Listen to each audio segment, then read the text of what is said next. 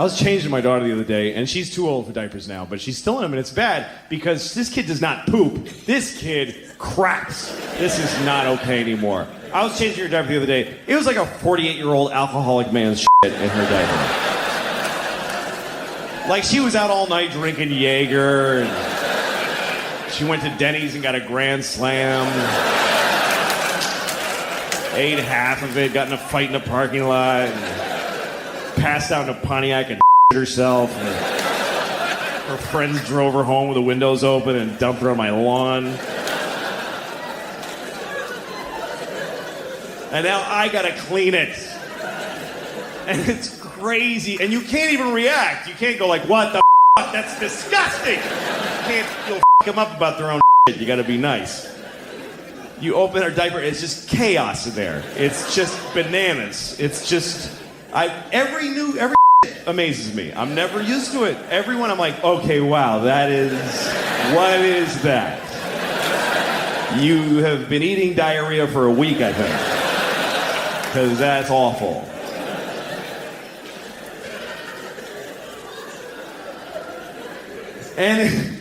But you can't. You gotta be like, you just go, oh, wow. You really got something there, honey? That's really something. That's really okay. Well, all right, let me scrape that off your knees for you. Just get it down off your back. Just get all this hazmat in one place. Wipe you down. Clean your tiny vagina at the end. Who knew that was going to be my life? I had no idea that my relationship to the vagina was going to be cleaning shit out of a tiny one several times a day. They don't tell you that. When you're getting ready to be a dad, nobody pulls you aside and says, you're going to have to clean the vagina a lot because every time she takes a shit, it goes straight up her twat. They don't tell you that.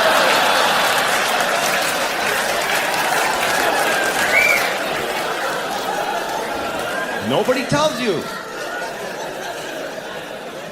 And they should. It's a big part of being a dad. It's bigger than Christmas. It happens every day.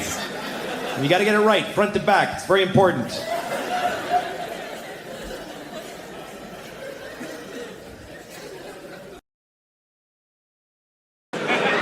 My mom died last year, and we asked her, like, what do you want? Like, before she died, we didn't ask her, Mom! Fuck! I asked my mom what she wanted us to do with her body, and she said, just burn it. That's what she said. Burn it. What, in the yard with leaves? What the fuck? She didn't want a funeral, no pageantry, nothing. So she booked it herself. That was her last act as an American consumer. She went online with a credit card, and she booked her own cremation. It's true. At a place called Boston Crematorium.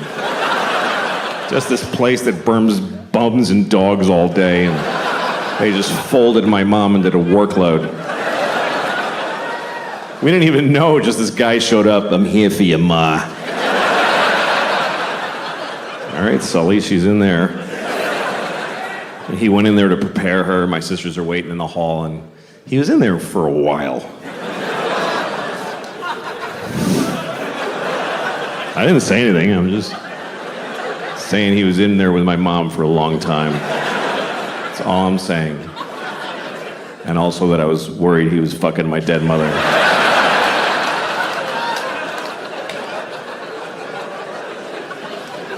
Anyway, then he brought her out in a kind of a nice bag, and he put her in a van. Just his van. It was like a 98 Ford Windstar with a bottle of red Gatorade rolling around in the back. It's the last time I saw my mom. It's what she wanted. Because she didn't believe in this God shit. She just didn't. A friend of mine sent me a porn the other day. Folks can just send you pornography now. It was a porn, it was two old men. Like really old guys, really old. and they were sucking each other's cocks. Like really sucking each other's cocks. They were so old. I was surprised they were doing anything. But there they were. One of them is like sitting on the edge of a bed and his socks have fallen, you know. And the other guy's on his knees on a pillow and he's just fucking blowing the guy. Then they switched places. I watched long enough to see them switch places.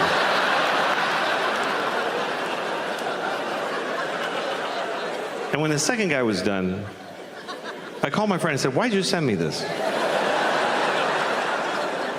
He said, "Because it's amazing." And it really was, you know? It really was. I've watched it a few times. Because it doesn't turn me on, it's inspiring. Because you're like, go, fellas. Because you worry about old guys. You know, you see an old man walking by himself with just a grapefruit in a plastic bag, you know? And you're like, oh, shit, that's horrible. Maybe he's going to suck another guy's cock. Life might be better than you think.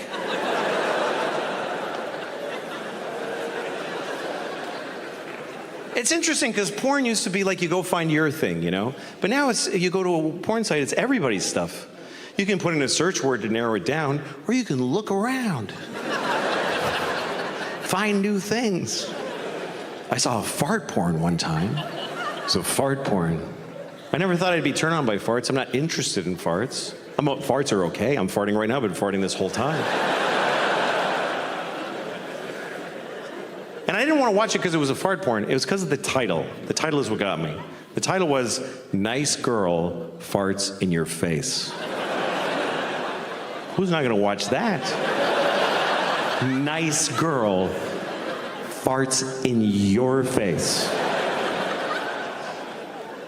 So I click on it. And there's this girl standing there. I'm like, she is nice.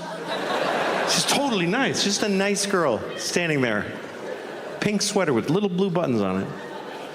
And she's looking in the camera and she says, "Hi, I'm so glad to see you." And I was like, wow, she made me feel good, you know?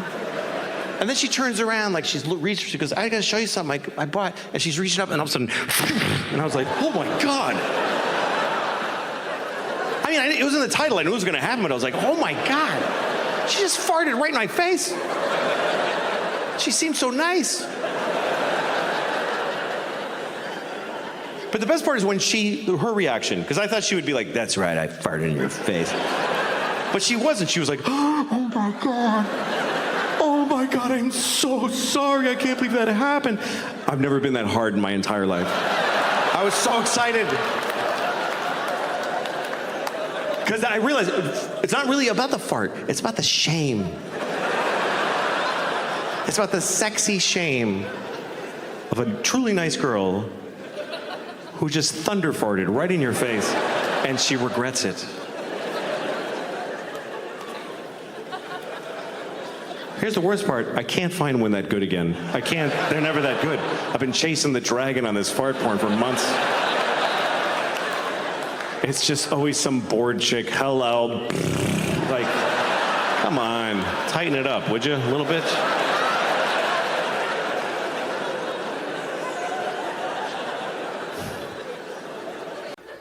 I try to be a good dad, but, you know, like the life just kind of takes off. Your kids start, you know, they get their own ideas, and my 9-year-old, she's just figuring out about lying. And that's a tough thing. It's hard to roll that one back because lying is pretty amazingly useful in life. It's like, how do you tell a kid not to use a thing that just solves every possible problem? Like magic. How do you... Because that's why kids lie, because they're in trouble. They lie because they're in more trouble than they can take. You know, because kids, when a 9-year-old lies, it's not for some weird Machiavellian, you know. "Do you know what my teacher said about you? It's interesting." They don't just make it up. They lie because they're in trouble. And it's more than they can, because trouble is too much for a kid. Trouble, for grown-ups, we can take trouble. We don't care. We just go, "Oh, I'm sorry. Am I in trouble? Whoops." We don't care. But to a little kid, trouble is like this horrible, did you take the chocolates?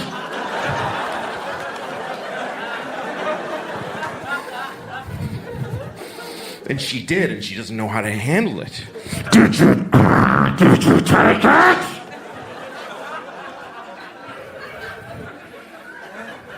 No. Well, all right then, have a nice day.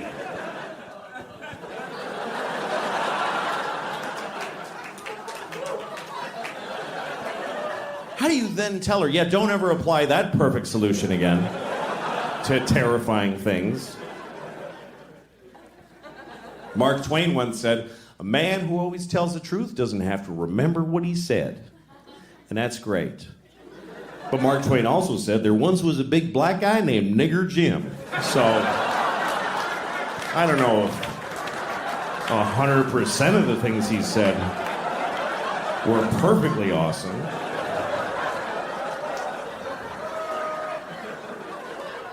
Really, Mark, Nigger Jim, you're gonna go with...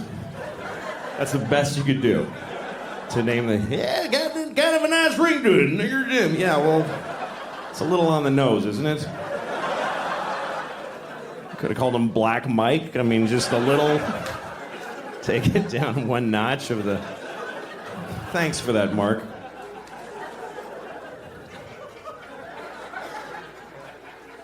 Anyway, so while we're in this area... Now that I know you guys are cool. No.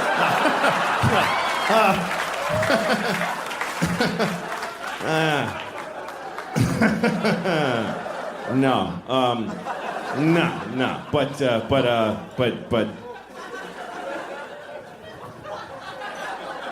The one thing I truly resent about my children is that they don't respect sleep. They don't. They don't give a shit. My kids get me up at 6 o'clock in the mother cunting morning. They get me up at 6 fucking fart on a kitten's twat o'clock in the morning. Wow! That's how early. I don't have to get up till 7 to get them to school, but they wake me up because they're awake. And I understand it's because they're excited about life still. When they wake up, they're like, and they want to tell me they're alive. Daddy, look, it's all still here. I'm like, I know, I'm trying to run out the clock and die. Please let me sleep.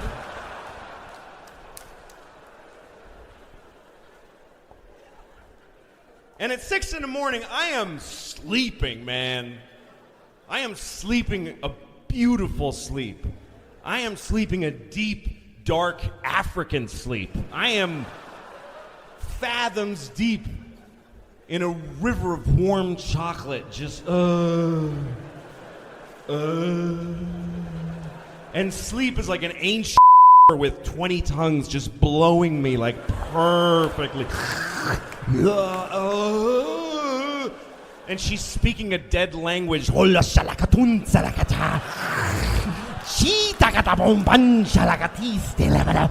Oh, fuck yes, please. And she's feeding syrupy heroin into my while she's... Oh, fuck, that's so good. I don't care if I never come. This is so good. Daddy! No. No. Daddy! No!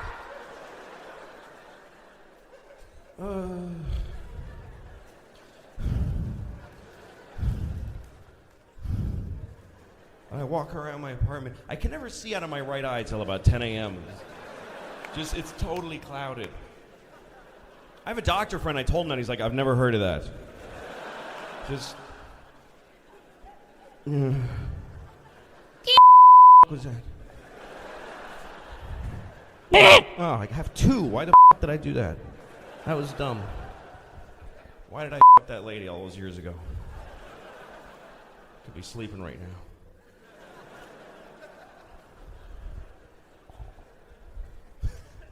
I love sleep. I love it. When I'm on the road, I sleep. Last week, I slept 12 hours one night. 12 hours, that feels good. It's a little too long. If you sleep 12 hours, you go a little too far in. If you sleep 12 hours, you have weird dreams. Because you only need 8 hours to dream properly. For 8 hours, your dreams are your brain working. Because all day, you're walking around, your brain's just trying to run your legs and your arms and shit and your lungs, and then there's just like new iPods and people and shit, and after a while you're like, shut it down! And they're all in your brain going, fuck, that was crazy, and they're just clean. Man, what a day. And for 8 hours, your dreams are your brain taking your memories and your crazy thoughts and your fears and putting them in order. After 8 hours, if you stay asleep, your brain looks at you like, all right, you want to see some shit?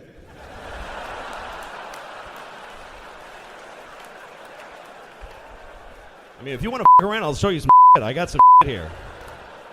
You want to find out who you really are? You sure you want to hang around for the late show? Because this gets f***ed up now. Yeah, maybe you forgot about this!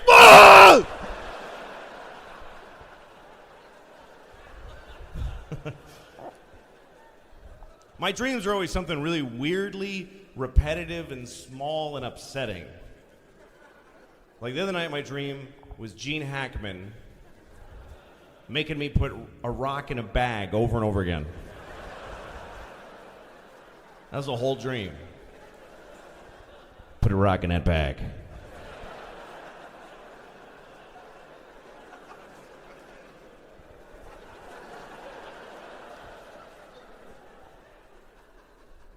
Put another rock in the bag.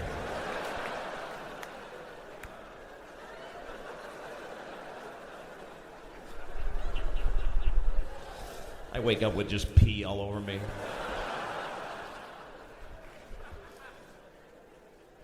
That's what I live for, sleep and food. I don't really care about anything else. But it's important to me to do a good job because it's my job. I mean, also you paid me, and you paid me. I get money from every ticket, so your money is mine now. I own it now, and it's gonna be gone tomorrow. I'm a piece of shit. I don't save money. If I die tonight, my kids are homeless tomorrow morning.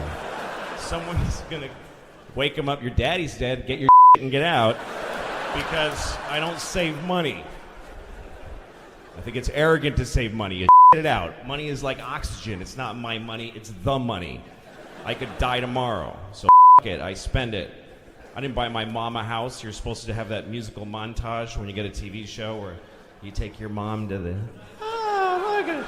I didn't do that. She's my mom, but she's not me. Why would I buy her a house? But, Murder is a weird law structure also. That's not a sentence, didn't make any sense. But murder should be simple because it's a binary crime. You kill somebody or you don't. They're alive or they're dead. It's one or the other. But the laws around murder are a little murky. One person kill somebody, get 100 years. Somebody else gets 20. Why? What's the difference? Here's what they base your sentence on with murder. They base it on how you felt when you murdered them.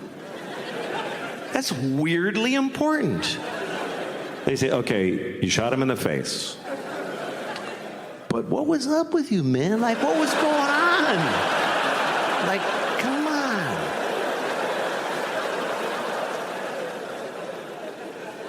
I think if you murder somebody, your sentence should be based on how old the person was that you murdered. That should matter. How much of their life did you take away? Like, if you see a 3-year-old girl in the park and you just kick her to death, it's a hypothetical. Grow up. It's a hypothetical. I'm not asking you to go do that. I'm just asking you to just really imagine just kicking a 3-year-old till she's dead.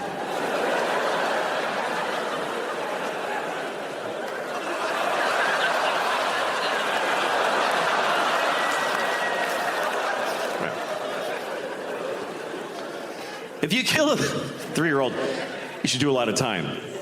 You should do a lot of time, unless she's got like diabetes. You got to work it all in. But what if you kill somebody who's like 98? He's 98, and he's like in a hospice. He's not even good 98. He's in a hospital. You know what hospice is? It's like a hospital where they don't try to help you. And say there's a guy, he's like 98 in a hospice. He's got cancer and AIDS and COVID. And he's like, "Ugh," and they just unplugged him. He's, and right then you walk in.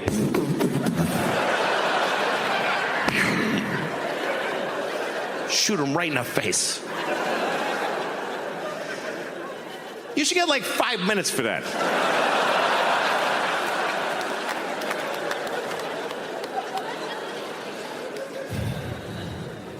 I was thinking about that today.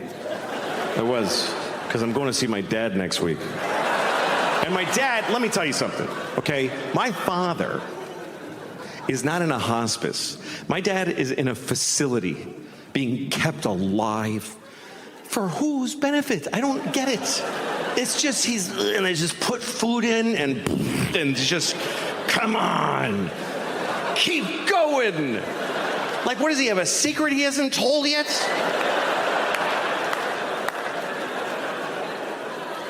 Because, look, my mom just died. She just died. That's how it works. By the way, for you young people, here's how life goes. One of your parents is gonna die, and the other one is just never gonna die. They just will never die, ever.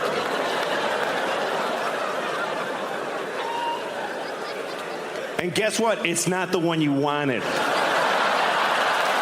Nope. It's not the one you wish to have kept.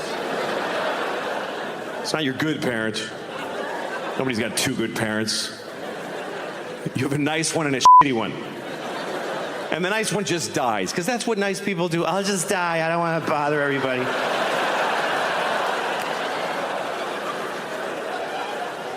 And the shitty one just hangs in there.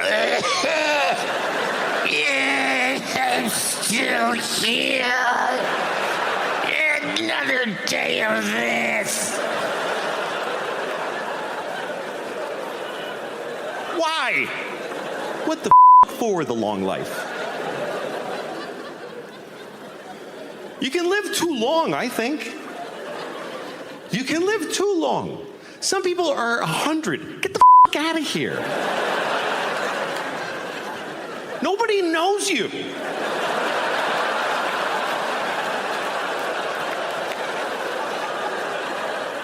What are you going to run into somebody? Hey!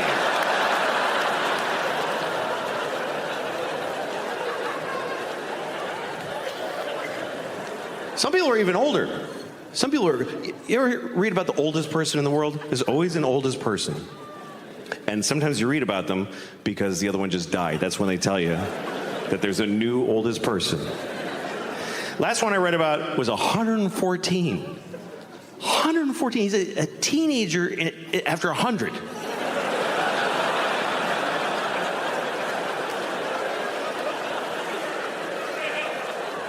You know what that means? That means he's got a kid who's like 92. Who's like, please die. I'm just hanging around so I can have 1 week without you in it.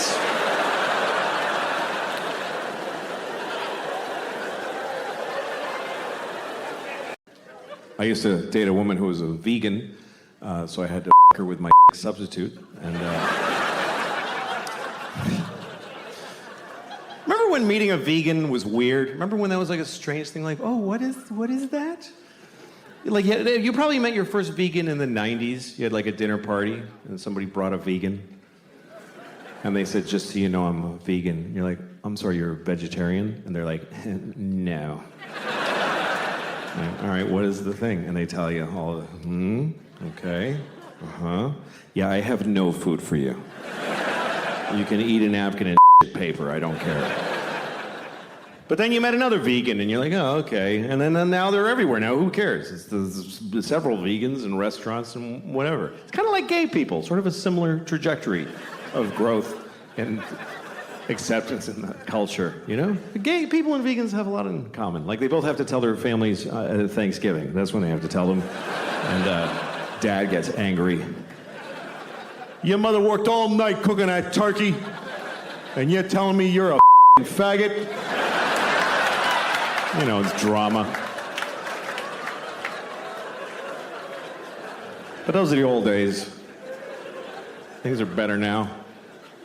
I think it's pretty amazing when you think about it. The people used to say that being gay was wrong. Pretty recently, folks used to, like most people used to say that being gay was wrong. Of course, it's not wrong to be gay. I mean, it's pretty gay, but it's not wrong. But that's what people used to say. And now nobody says that. And I think that's a positive change. I think that's a good thing. Although I do wonder if there are gay people who miss when it was wrong.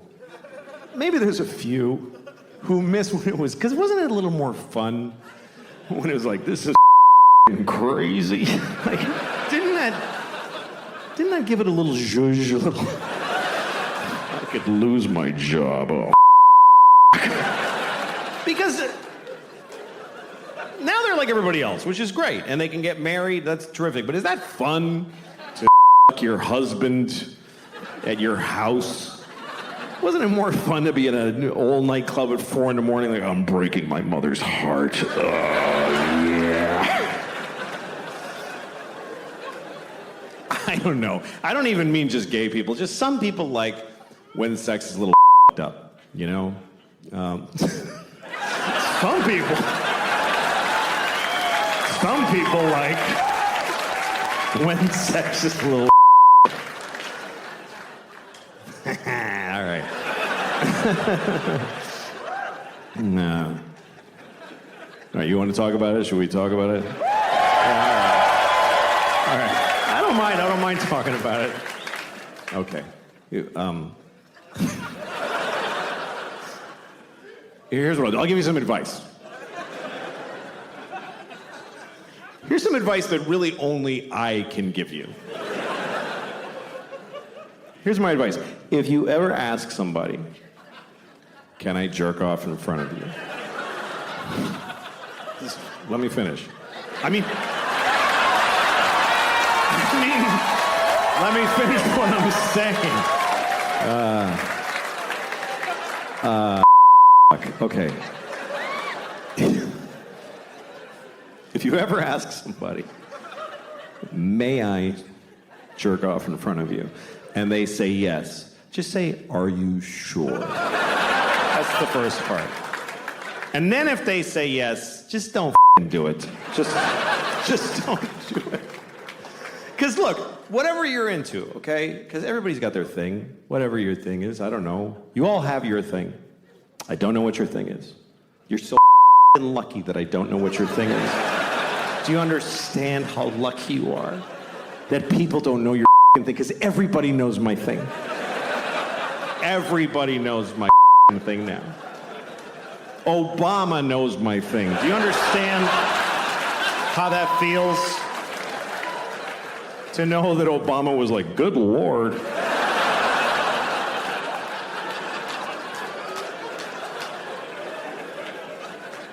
Everybody in the world knows my thing. I got on an airplane in Italy. This little kid was like, Mama, that's the guy who jacked off in front of the people.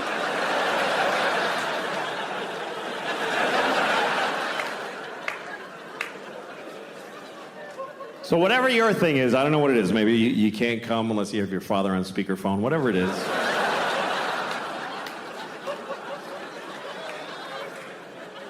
If you want to do it with somebody else, you need to ask first. But if they say yes, you still don't get to just go, woo, and charge ahead. You got to check in often. I guess that's what I would say.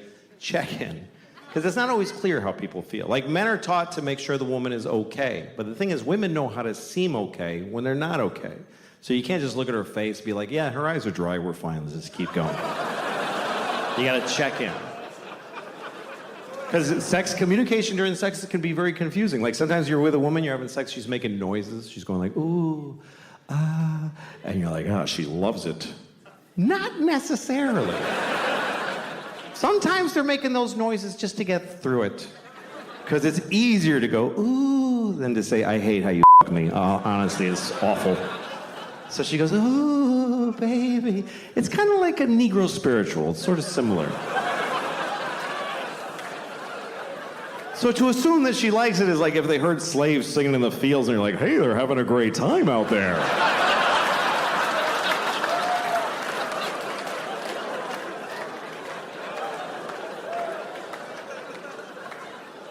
As far as my thing, I don't know what the People are like, why do you want to do it anyway? Okay, I don't know. I like jerking off. I don't like being alone. That's all I can tell you. I get lonely. Where is everyone? It's just sad. I like company. I like to share. I'm good at it, too. If you're good at juggling, you wouldn't do it alone in the dark. You would gather folks and amaze them.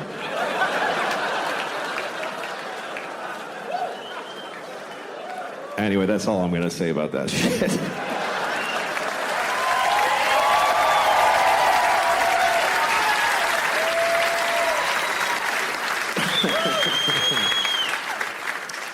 Well, I was on the subway platform one time, standing on the platform, waiting for my train, and I look over, and there's two rats, and they're on the platform.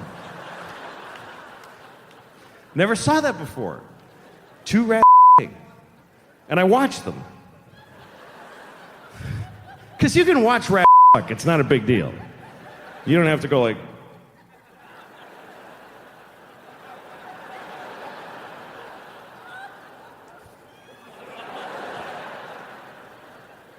You can just totally watch them like this.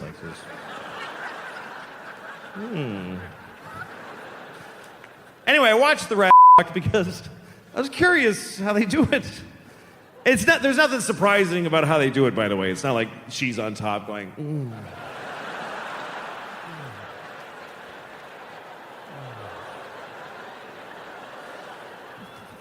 It's a pretty standard rat. He's on top, smushing her into the pavement, and she's like...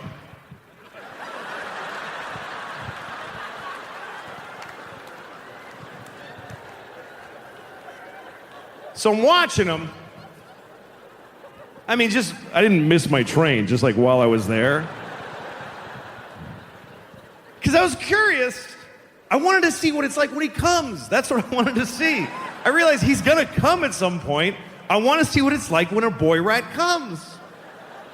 Like, is it just a biological thing? Just like, meh, and then he leaves? Or is it like, oh, shit? Is it like an orgasm? Ah!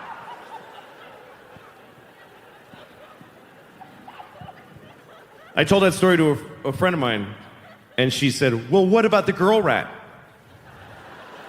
Why don't you wonder how she comes? Why don't you empower her and ask yourself about her orgasm? What are you, crazy? Girl rats don't come. There's no way that when rats fuck, the girl gets to come. Because he's not holding out for her. He's not that kind of dude, you can tell. He doesn't give a shit. He's gonna come and leave. He doesn't even know her fucking name. He's not sitting there like trying to wait for her and trying to think of things to keep from coming, like giant garbage bags with no food in them or whatever. And even if he did, she's on a subway platform in front of people. She's not gonna be able to get to that special place inside, that quiet place within herself that girl rats need to find so they can have their orgasm. Because I know what girl rats need. I know how to make a girl rat come. I do. You just pick them up and you hold them upside down and you just...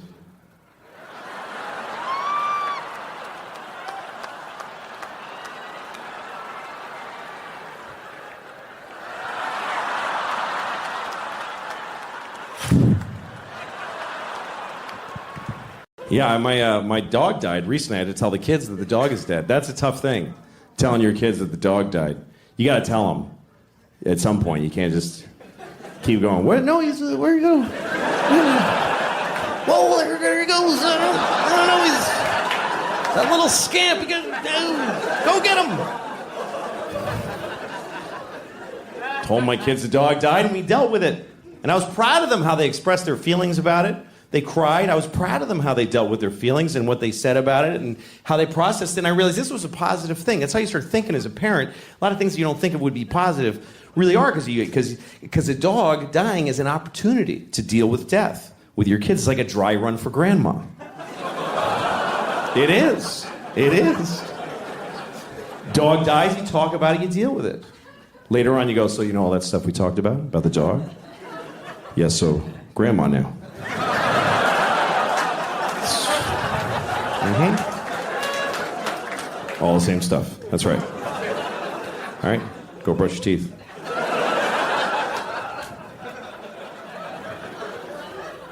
I had a dog when I was a kid, and he hated me. And it really hurt.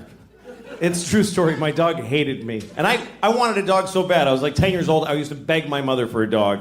And she just would say, like, you had one when you were a baby and it died. It's fine. But finally she said, you can have a dog if you keep your room clean for a month.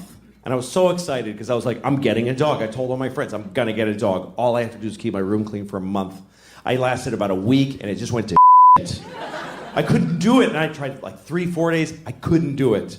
And I got so depressed. I was like, I'm 10 and I already know my life is going to be shit because I can't do anything. And finally my mom was like, well, get the dog. You're bumming everybody out. So she got us a dog. And the dog looked at me and he hated me on sight. And I worked hard to take care of this dog. I was kind to him and he still hated me, which hurt. That's why it hurt. Because he must have just hated like who I am inside. You could tell how he felt because he was very expressive. He was a terrier, you know, so he had eyebrows. Like I'd walk in the room and he'd go like, oh, fuck, I can't. And he would just leave.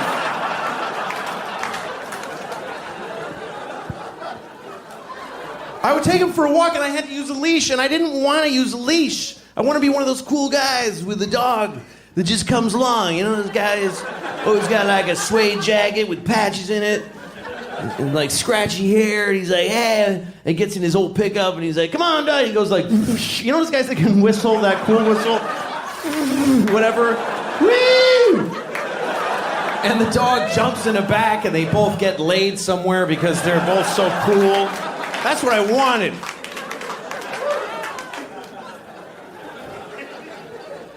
But my dog would go for a walk and the leash was like taut like this. It wasn't even like, yeah, we're friends. It was like, how far from this kid can I get my face?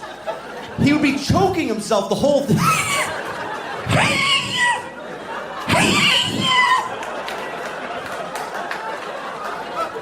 And if I ever like slipped and dropped the leash, he was like, I'm not your dog. He would just run. He would run like a slave. He would just take off.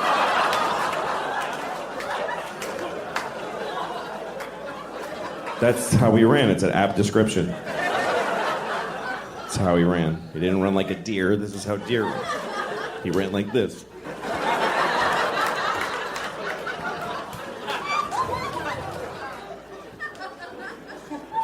He ran away so many times, and then we got a call from the pound. Hi, we have your dog. And you could hear my dog in the background like, don't. Seriously? I told you I don't want to. Of all, amazing. Vagina. I used to think it was called a vagina. Construction worker. I did because I grew up in Boston. And I drink beer and I get in And fights. I don't know if you are familiar with, people call it the Boston accent. It's not an accent. It's a whole city of people saying most words wrong. It's just a stupidity in a massive region. Because my teachers, they teach you to talk like that. My teacher, I had a teacher named Miss Doherty, but she thought her name was Miss Doherty. And all the She mispronounced her own name. Studied for years and like, Miss Doherty. than us. It's And she gave us sex ed. It was 5th grade. We had sex ed with Miss Doherty. And she's showing us the diagram. She's like, this is a penis. Hunting. Remember Good Will Hunting? Of course, right? And this is a vagina. He plays a very complicated young man. Now, during intercourse, man ejaculates sperm up into the vagina. Fucking insane. And then It later, only makes sense if he wrote it for fucking himself baby. to be the guy. comes out of the vagina. It's the worst example of that in the movie. Sometimes it's retarded. This was the 70s. Teachers said retarded in Boston in the 70s. My daughter's retarded. She used to tell us every day. I have a daughter and she's mentally retarded. She's 35 and she lives in my house. She better be f***ing retarded. I'm gonna stick her back up in my vagina.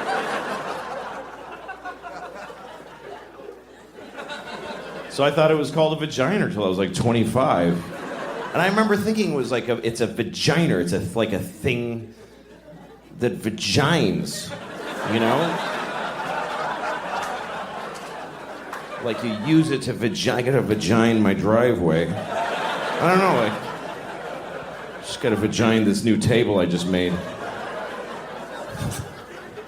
That would make a nice table. Like you make a new table and then you take the 80 grid paper and you sand it, and then 120, and then you go, all right, honey, get up there, and she just...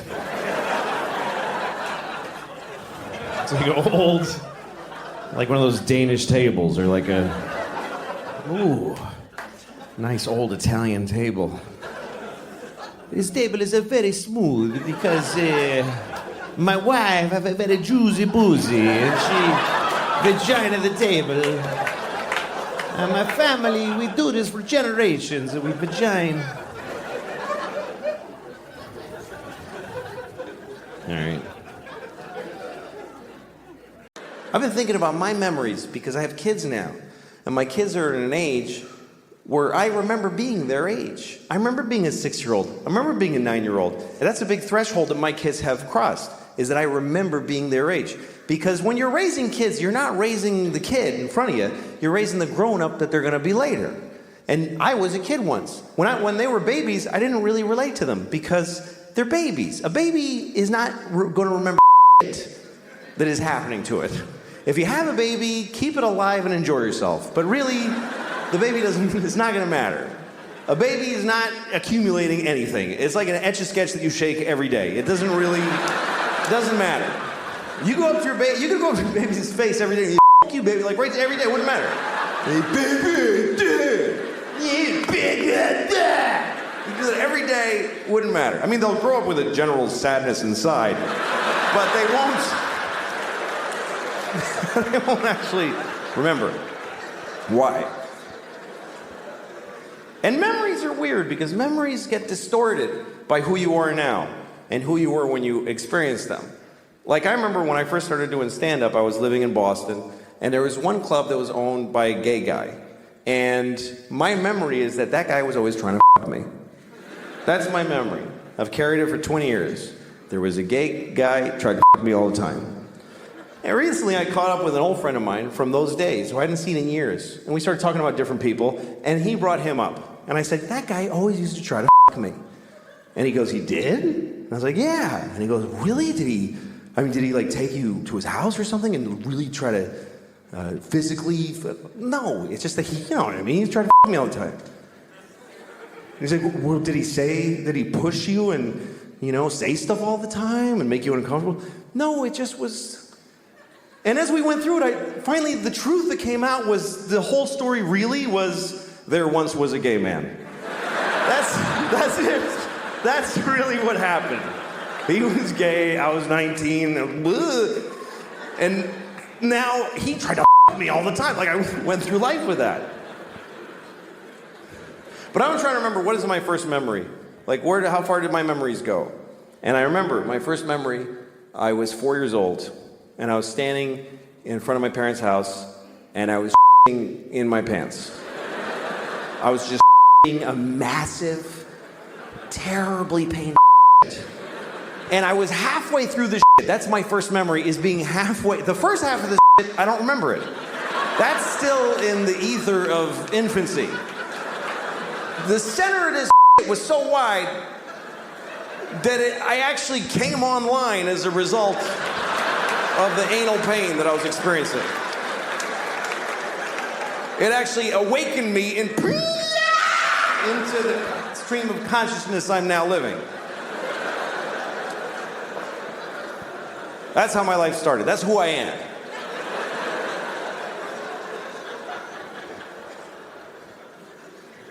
This is a very comfortable way to stand. I like to stand like this.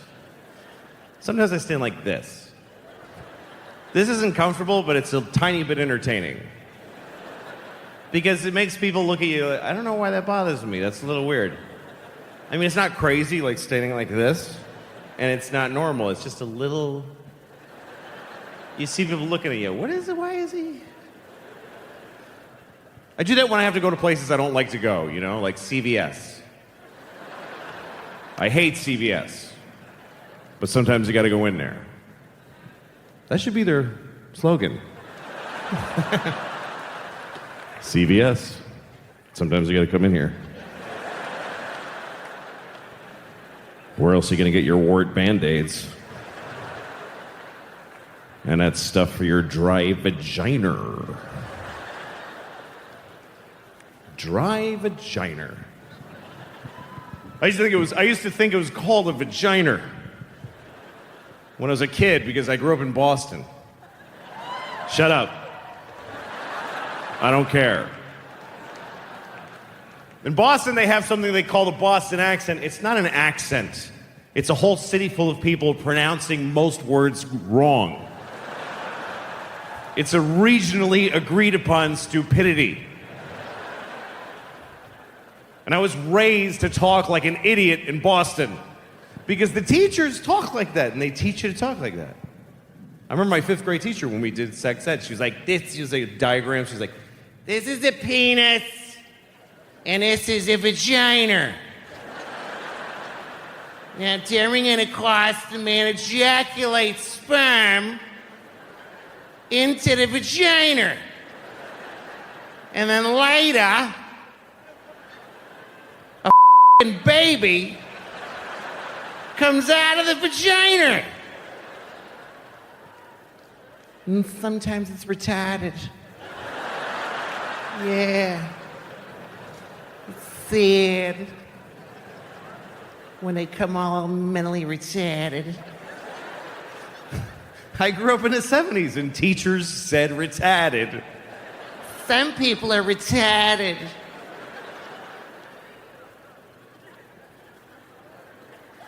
And they got retarded vaginas. I really did think it was called the vagina, and because sex is such a mysterious thing to a boy, I thought it was like a thing that you use to vagine with. I gotta go to Rent-A-Tool and get a vagina so I could vagine my driveway. I just made a really nice table. I gotta vagina it. That would make a nice table. Make a new table and you sand it and you're like, all right, honey, get up there. And she just...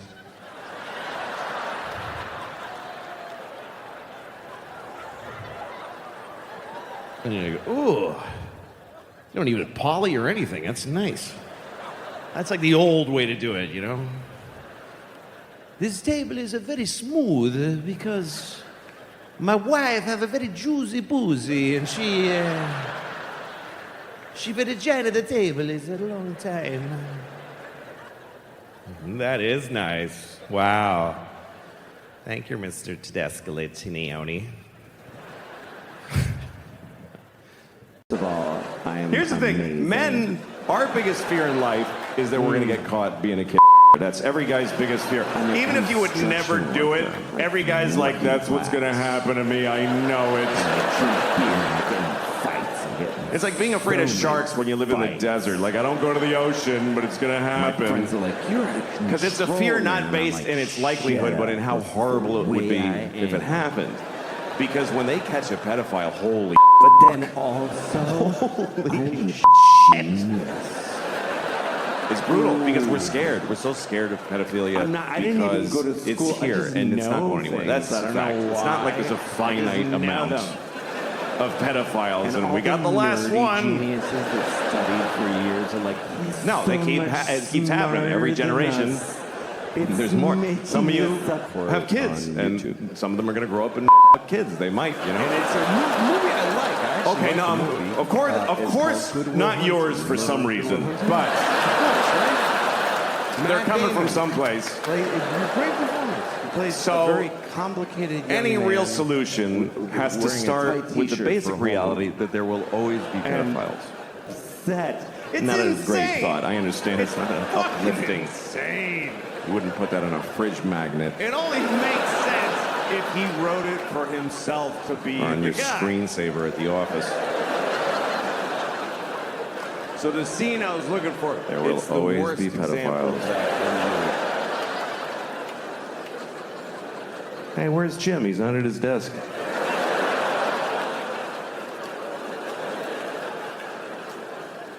We do. We have to start with that reality because our solutions that we have so far don't really work. Here's our current solution to pedophilia. We wait till somebody about 10,000 kids, and then we go, all right, you better cut that out.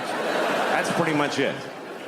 There's no measures for preventing it. None. We have no policy to prevent we're not even just like a street sign. There's a street sign for everything. No hunting, no spitting, no skateboarding. I've never seen a don't f- a child sign in the world. I've been all over the world. Not even just like a picture of a guy and a kid with a line through it. So that it transcends language barriers. I mean, try it. You won't get most of them with the sign. But even if one out of 50 of them is like, oh shit, I'm sorry, I didn't know it was an issue. That's money well spent.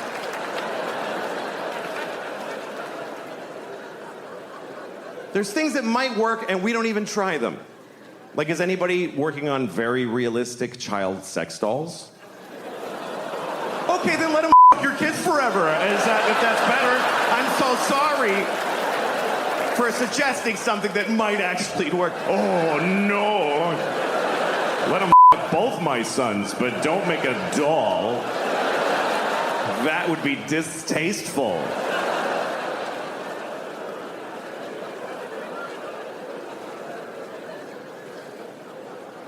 The thing is that I'm still talking about it. This problem, we lose things because we won't really face it, that are important to us, like the Boy Scouts. Boy Scouts, wonderful thing. Being sued out of existence because of all the kid that goes on. And I know it's upsetting because, look, here's the thing. The Boy Scouts is a wonderful thing for kids. They go to the woods. They work together. They learn skills. They get in touch with nature. What could it be better for a boy than that? But some of those guys want to f- the kids. I don't think they do it a lot. It's not like there's just a load of kids being in the Boy Scouts. I think it's mostly that they find out that the guy wants to. I don't actually know, though. I don't. Do you know why I don't know? Because I'm afraid to look it up. I'll go to prison for typing it into a Google. How do you solve a problem if you're afraid to f***ing look it up? How many Boy Scouts get on it? Oh!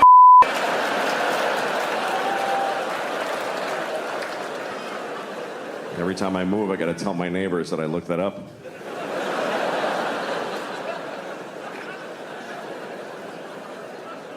Here's what happens. Every few years, you find out there's some pedophile-type people in the Boy Scouts, and then they announce, we got them all. We're good. And then a year later, well, there's a bunch more. What's going on here? At some point, you got to wake up to the basic fact that maybe the people who are best suited to give your kids these wonderful experiences are folks that want to f them. Maybe that's why they're good at it. Maybe that's, if you want that, that's where you go. Maybe that's just the way that goes. Who else would want to take a bunch of kids to the woods? Who wants to take your kid to the woods? You don't want to take them. Who else would want to do that except people that are barely containing that they want to every kid in the face? That's why they're good at it. That's what makes them good at it. I'm not saying that all Scoutmasters are pedophiles. I might be saying that the best ones are. I might be saying that. That sounds right. So I don't know. If you have to lose the whole thing, just tell your kids. Some of those guys want to f you. Just be careful. Have a good time. Take the contribution from where it comes. Michael Jackson, wonderful music. blessed us with wonderful music, did some other things too. What's worse, a pedophile who makes beautiful music or one that doesn't? This is the choices.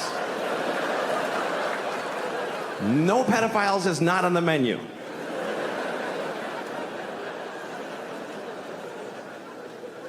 Of all. And I think I'm getting worse as a person. Because as you get older, you start finding out. Like, let me give you an example before I rented a car a couple weeks ago in Los Angeles. Had the car for a few days, and then when I went home, I had to drop the car at the rental place. You know, you got to go to the rental place that's off the airport.